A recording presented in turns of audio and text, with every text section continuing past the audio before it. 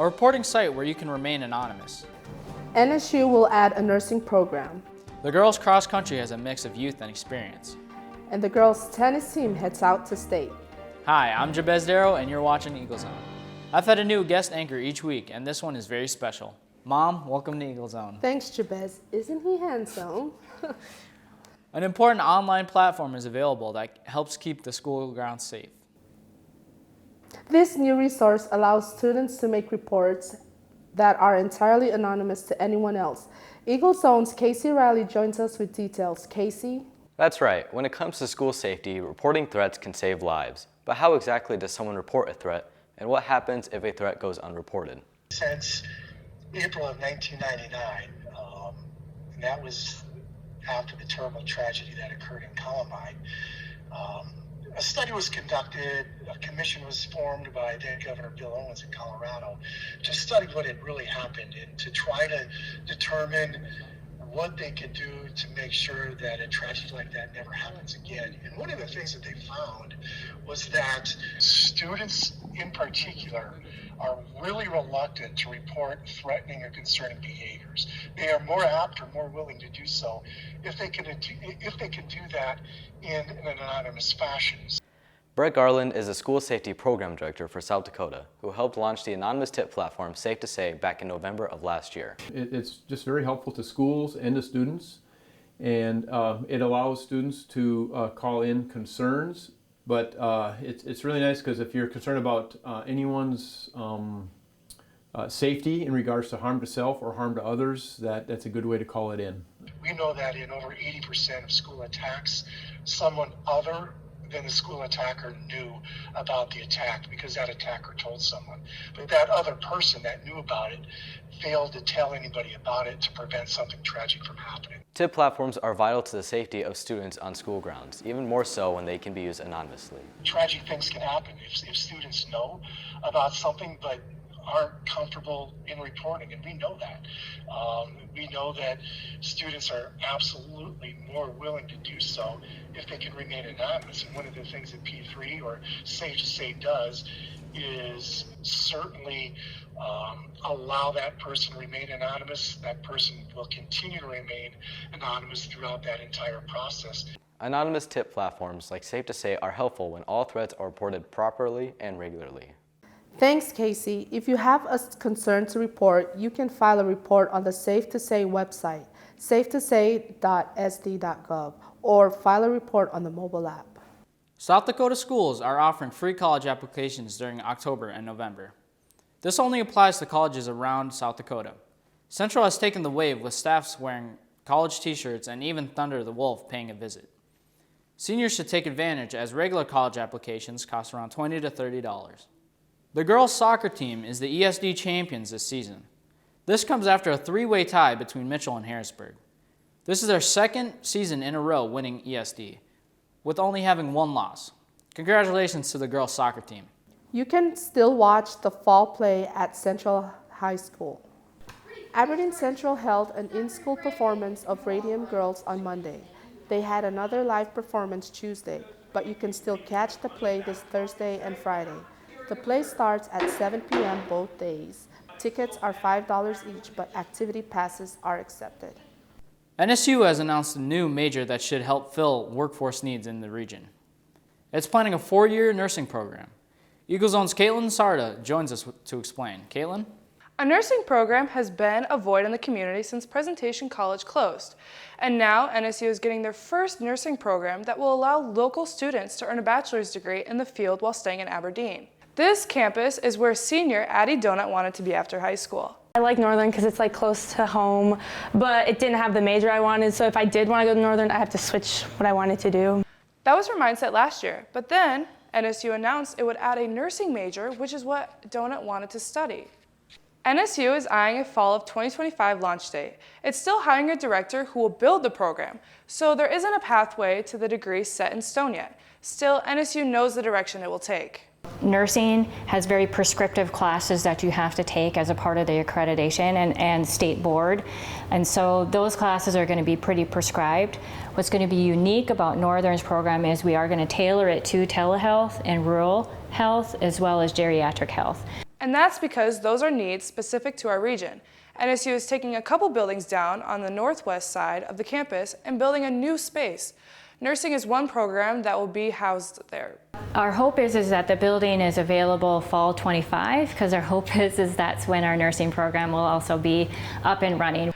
But students going into nursing can enroll at Northern this next fall because they need to take pre-nursing classes before starting the nursing program. There's a good chance Donut will sign up. Yeah, for sure. Because it's close to home. My parents live here, my grandparents live here. Also, like scholarships and stuff, I'm taking all my dual credits through there. So, like cost, it would be way cheaper than going somewhere else. There's already an accelerated nursing program housed at Northern. That's for students who already have a 4-year degree and want to transition into nursing. That's an SDSU program, so that school will decide if the accelerated program will stay here. But NSU would like to keep the partnership going. Thanks, Caitlin. State and federal funds are helping pay for the building where the nursing program will be housed. We'll be right back after this message for media production students. Bro, what are you eating? I'm just eating my vegetables. Lame!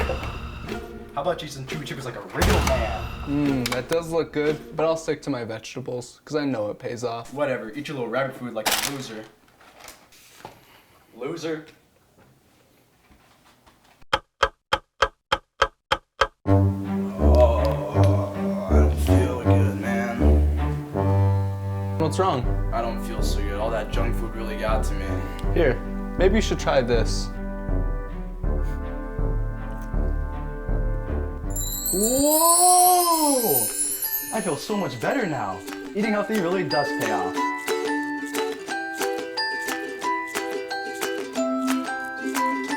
Welcome back. We have highlights and look at some teams heading to the postseason. Eagles on Zoe Stuckey joins us with sports. Zoe? Thanks, Jabez. We start sports this week with teams either at state or heading that way soon. First, boys golf. The team is competing in Brandon as we record this, so we'll share final results on the next show. But right now, the team is sitting in 10th place. They ended the first round in 12th, with Carter Blanchard the top finisher for the Golden Eagles in that round. As we record this, Cole Brust is the top Golden Eagle, followed by Blanchard and Peyton Brust. But again, the second round isn't over, so we'll share final numbers and places next week. Aberdeen Central's tennis team has had a strong season with 17 wins and 6 losses to count, but they're not done yet. Eaglezone's Alec Baltima checks in with the team as they finish out their season. Alec? As the tennis team heads to state, the program has a lot going for it when it comes to numbers of wins and players. Girls tennis coach John Vogel likes what he's seeing from his players so far this season. We're winning more than we're losing, and they're competing their hardest, and that's exactly what you want. That's despite a common challenge teams see from year to year, and one this team really saw this year: replacing graduates. We graduated a very talented senior class last year, but like I just said, the girls are performing at a high level, so you almost wouldn't know it. We have quite a few seniors this year too, so we'll be in the same challenge again next year. But with that challenge, the team also looks forward to some positive trends. Its junior class is big, and when you look younger, it's looking even more promising. Our middle school numbers are blowing up, so hopefully that means we'll have successful tennis for years to come. But before we look too much into the future, we'll track their progress at state and let you know on our next show how they did. They're competing tomorrow and Friday in Sioux Falls. Thanks, Alec. Good luck to the girls as they head out. We'll cover their results on our next show. Now, ahead to a sport that isn't at state yet, but is starting the postseason. Sorry to say this again, but as we record this, the soccer teams are about to start their first playoff games. So we'll have those results for you next week too. But we'll take a look at the way the teams finished out the regular season. First, the girls' soccer team played a tough match against number 1 ranked Mitchell at home. Senior Lauren Justin gets the only goal in the game that goes over the keeper's head. This is Mitchell's only loss of the season. Moving on to the next match. Against Pierre, the Eagles once again win 1-0. The goal coming from senior Kaylin Poppin, off of a penalty kick. The boys' team put on a show, beating Mitchell 9-2 and Pierre 5-0. We will show you some highlights for the Pierre game. Starting in the first half, senior Manuel Muniz spins around the keeper to get an open goal. Junior Tyson Hasebrook puts the ball in between the defender's legs to find the back of the net. And finally, Muniz again to get his second goal of the game to put the Eagles up by 3. Now over to football. The Eagles host Watertown at the Jean Brunel Activities Complex. It's scoreless in the first quarter, and the Eagles try to convert on a 3rd and 5. They don't get 5 yards. They get 81 with this catch and run by receiver Cooper Eisenbeis. Eagles up 7-0. Ahead to the second, the Eagles deep in Watertown territory, ahead by a point. This time it's a run play. Avery Ligon finds a gap and makes his way into the end zone. That adds to the Aberdeen lead, but the Arrows come back to defeat Aberdeen by 2. The team travels to Brookings Friday. Another team hitting the road this weekend is cross country. Eagle Zone's Jason Lopez Martinez is here to explain what the girls cross country team is up to and how they're running this year. Jason? There are some new faces on the girls cross country team and some returning. Eric Peterson is in his first year as head coach. I'm excited for a lot of growth. I think cross country in itself is a hard sport. So to be able to step out on the line every meet and come out and try your hardest is really something that I think takes a lot of training and a lot of mental focus. So I'm excited to see how that stuff kind of plays into effect as we come into some bigger meets here like ESD coming up on Saturday and then state 2 weeks from now. I'm excited for state and ESD just to see how the team reacts to the pressure of competition. I think that we're going to do better than expected. The team looks different in ways. Last year, there were no seniors running. This year, there are 5, and Peterson considers them strong leaders. We have a lot of younger kids that run JV right now and run middle school that are coming up and running at the varsity level, and I think getting them acclimated to some of the new challenges for longer races and stuff like that is something that we're looking at not so much as a challenge right now, but something that if it is a challenge, we're embracing it, I guess. I think we're doing well. We're having a lot of the younger kids come and run up with us, so it's kind of exciting to see the potential as we're leaving. The team has focused on weekly and season-long goals this year. We're getting close to seeing how many of those goals are met with the postseason coming close. I think that we're gonna do as best we can, hit them where they least expect.